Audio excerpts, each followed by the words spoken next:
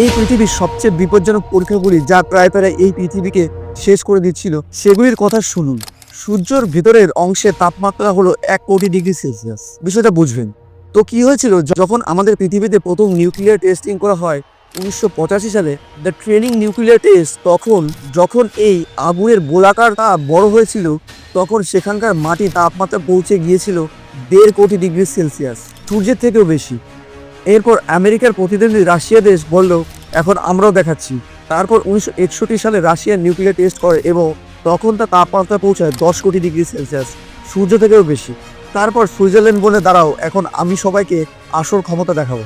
তারপর সুইজারল্যান্ডের সান ল্যাবরেটরিতে 2012 সালে দুটি কণাকে আলোর গতির বেগে ধাক্কা দেওয়া হলো, আর তখন যে তাপমাত্রা বের হলো সেটা ছিল 5 লক্ষ কোটি ডিগ্রি সেলসিয়াস, অর্থাৎ সূর্য থেকে 3,60,000 গুণ বেশি। ভালো লাগলে লাইক এন্ড সাবস্ক্রাইব।